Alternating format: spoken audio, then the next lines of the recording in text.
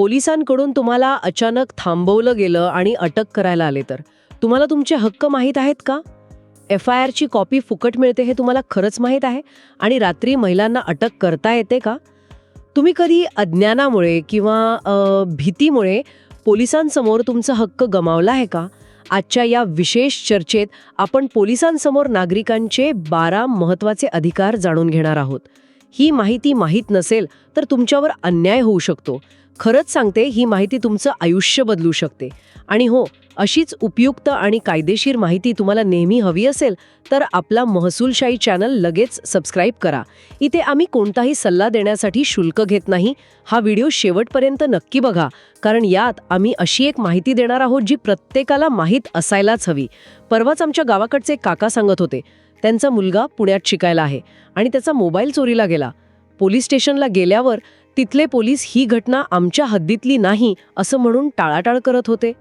असं होतं अनेकदा. तो मुलगा खूप घाबरला होता, पण त्याने आपला महसूलशाही चॅनलचा व्हिडिओ पाहिला होता. त्याला त्याचा हक्क समजला आणि त्याने आत्मविश्वासाने तक्रार नोंदवली. बघा, एका छोट्या माहितीमुळे त्याचा किती मोठा त्रास वाचला. महसूल आणि कायद्यांबाबत अशीच विश्वसनीय आणि सोप्या भाषेतील माहिती हवीये? मग आपला महसूलशाही यूट्यूब चॅनल आत्ताच सबस्क्राईब करा. सर, सुरुवात याच प्रश्नाने करूया.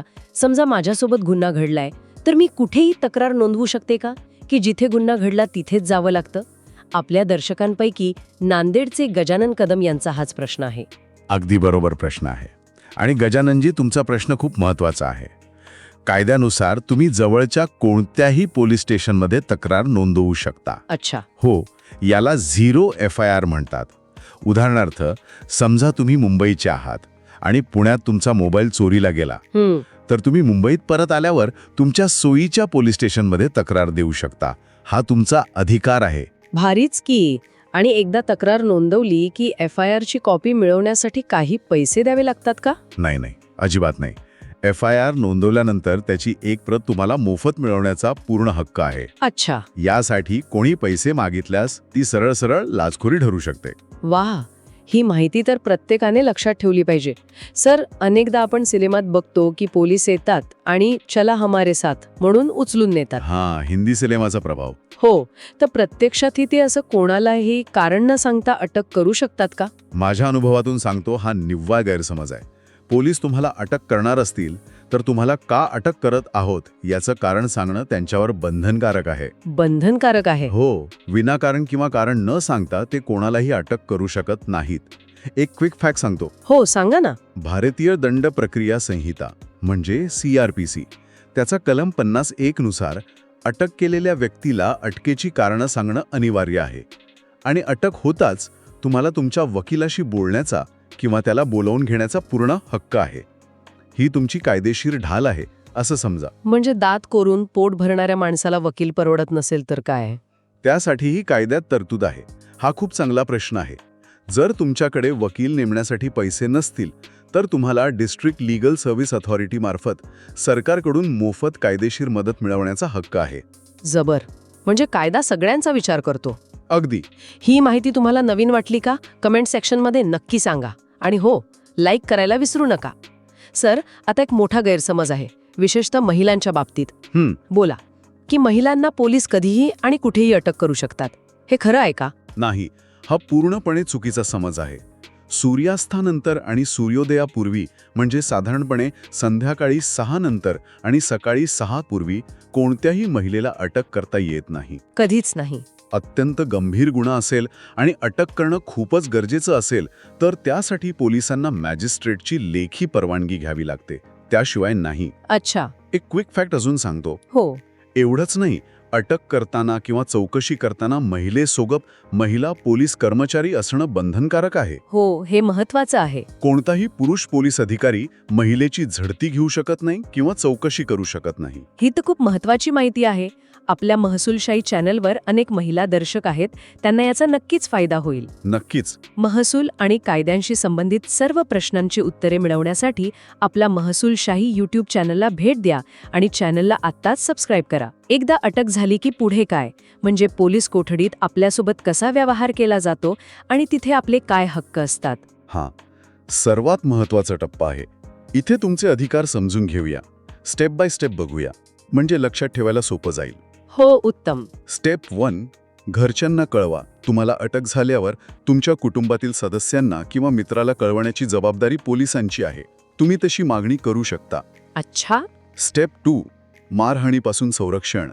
पोलीस तुम्हाला कोणत्याही प्रकारची मारहाण, शिवीगाळ किंवा मानसिक त्रास देऊ शकत नाहीत. 3rd डिग्री वगैरे. 3rd डिग्री वापरणं हा गुन्हा आहे. असं झाल्यास संबंधित पोलिसांवर कारवाई होऊ शकते. स्टेप 3, 24 तासांचा नियम. हा खूप महत्त्वाचा आहे. अटक केल्यापासून 24 तासांच्या आत तुम्हाला कोर्टसमोर म्हणजे मॅजिस्ट्रेट समोर हजर करणं पोलिसांवर बंधनकारक आहे.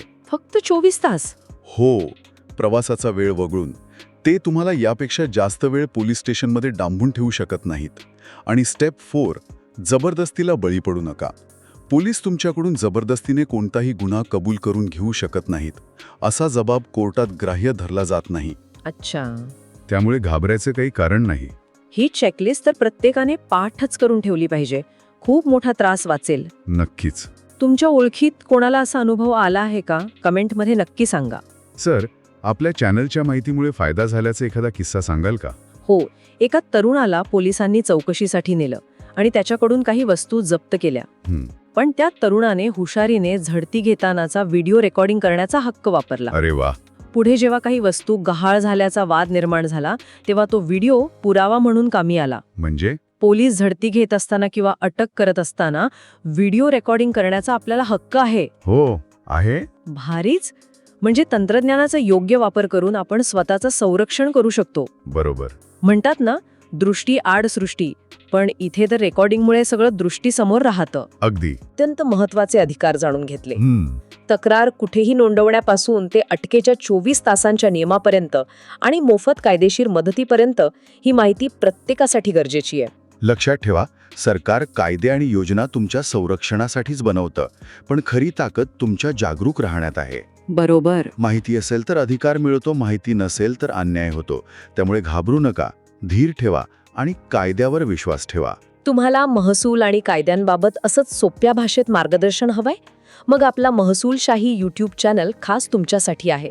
अशीच उपयुक्त माहिती मिळवण्यासाठी आत्ताच सबस्क्राईब करायला विसरू नका. पुढच्या भागात तुम्हाला कोणत्या विषयावर माहिती हवी आहे हे आम्हाला कमेंट करून नक्की सांगा. हो, नक्की सांगा. पुढच्या भागात आपण जाणून घेणार आहोत 7-12 उतार्यातील नवीन बदलांविषयी. तोही महत्त्वाचा विषय आहे. अधिक माहितीसाठी आणि थेट संपर्कात राहण्यासाठी आमच्या व्हॉट्सॲप आणि टेलिग्राम ग्रुपमध्ये नक्की सामील व्हा. त्याची लिंक डिस्क्रिप्शनमध्ये दिली आहे. हा व्हिडिओ आपल्या गावातल्या प्रत्येक व्हॉट्सॲप ग्रुपमध्ये जरूर फॉरवर्ड करा.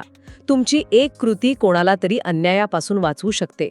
आपणही कोणाची तरी मदत करून आशीर्वाद कमवा. व्हिडिओ कसा वाटला हे कमेंट करून नक्की कळवा. आवडला असेल तर तो इतरांनाही जरूर शेअर करा. आज इथेच थांबूया. लवकरच भेटू पुढील भागात. धन्यवाद. जय महाराष्ट्र.